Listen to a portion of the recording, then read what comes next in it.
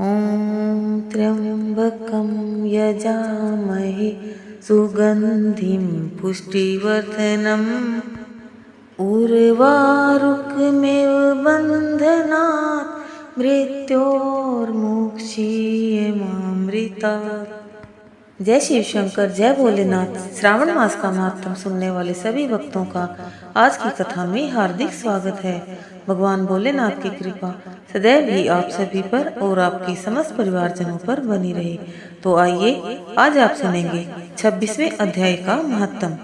इसमें आप सुनेंगे श्रावण अमावस्या को किए जाने वाले वृष पूजन और कुश ग्रहण का विधान। ईश्वर बोले, हे सनत कुमार, श्रावण मास में अमावस्या के दिन जो करनीय है उसको तथा प्रसंगवश जो कुछ अन्य बात मुझे याद आ गई है उसको भी मैं आपसे कहता हूँ। पूर्व काल में अनेक प्रकार के महान बल तथा पराक्रम वाले जगत का विध्वंस करने वाले तथा देवताओं का उत्पीड़न करने वाले दुष्ट दैत्यों के साथ मेरे अनेक युद्ध हुए। मैंने शुभ वृषभ अर्थात नंदी पर आरूढ़ होकर संग्राम किए, किंतु महाशक्तिशाली तथा महापराक्रमी उस वृषभ ने मुझको नहीं छोड़ा।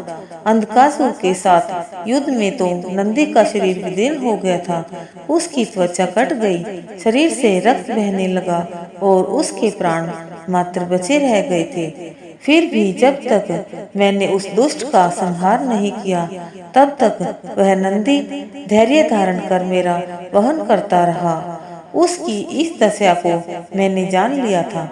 उसके बाद उस अंधक का वध करके मैंने प्रसन्न होकर नंदी से कहा, हे सुव्रत, मैं तुम्हारे इस कृत्य से प्रसन्न हूँ। वर मांगो, तुम्हारे घाव ठीक हो जाएं, तुम बलवान हो जाओ और तुम्हारा पराक्रम तथा रूप पहले से भी बढ़ जाए। इसके अतिरिक्त तुम जो वर मांगोगे उसे मैं तुम्हें अवश्य दूंगा।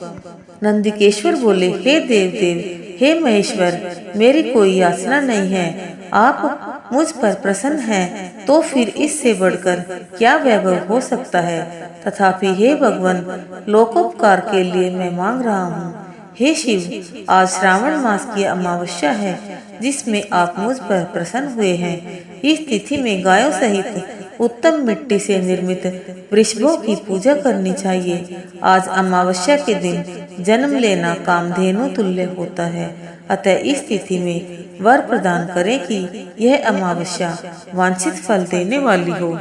आज के दिन भक्ति पूर्वक प्रत्यक्ष वृषभों तथा गायों की पूजा करनी चाहिए। गेरू आदि धातुओं से प्रयत्न पूर्वक उन्हें भूषित करना चाहिए।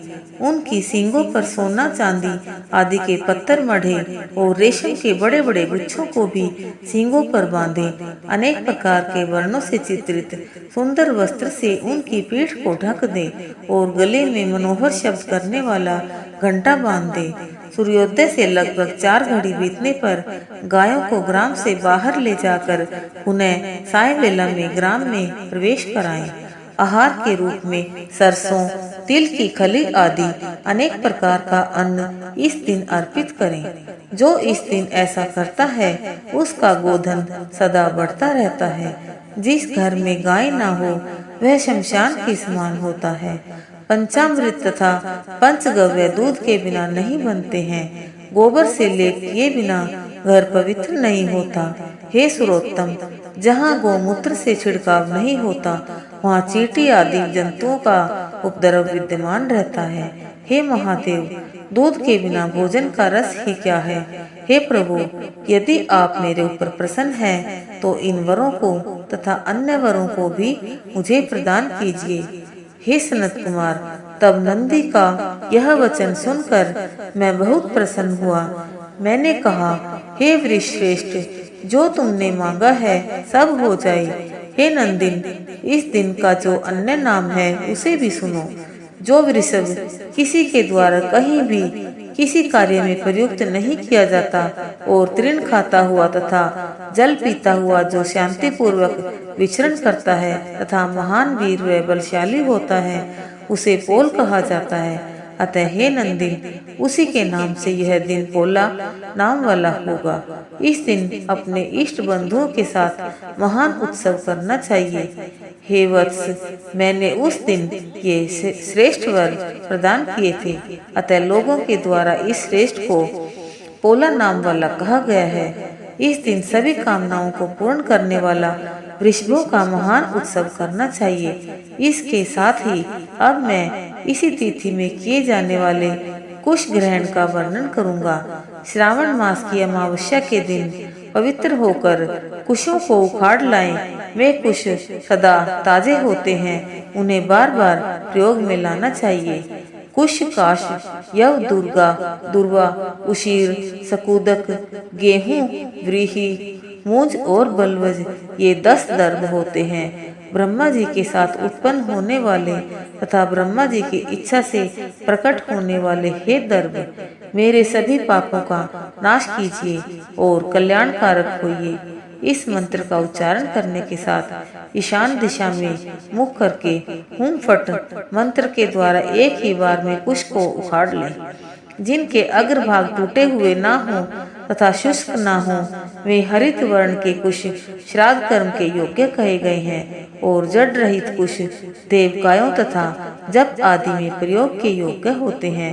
7 पत्तों वाले कुश देव कार्य तथा पितृ कार्य के लिए श्रेष्ठ होते हैं।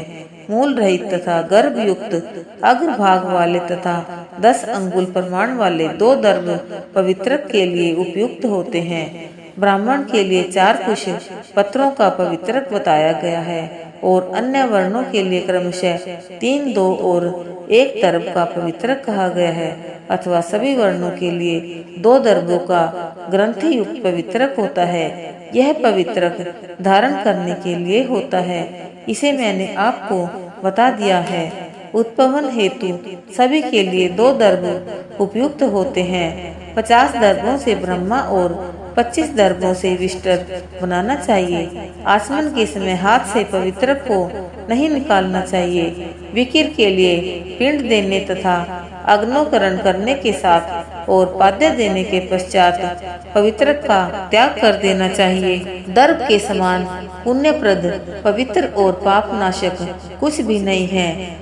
देवकर्म तथा पितृकर्म ये सब दर्भ के अधीन हैं। उस प्रकार के दर्भों को श्रावण मास की अमावस्या के दिन उखाड़ना चाहिए, इससे इनकी पवित्रता बनी रहती है। श्रावण मास की अमावस्या का वर्णन क्या किया जाए? हे सनत कुमार, श्रावण मास की अमावस्या के दिन जो कृत्य होता है उसे मैंने कह दिया। श्रावण मास में और भी जो करनीय है उसे भी मैं आपसे कहता हूँ। इस प्रकार श्री स्कंद पुराण के अंतर्गत ईश्वर सनत कुमार संवाद में श्रावण मास महात्म्य में अमावस्या के दिन वृषभ पूजन कुश ग्रहण नामक 26वां अध्याय पूर्ण हुआ। बोले शिव शंकर भगवान की जय। बोले पार्वती माता की जय।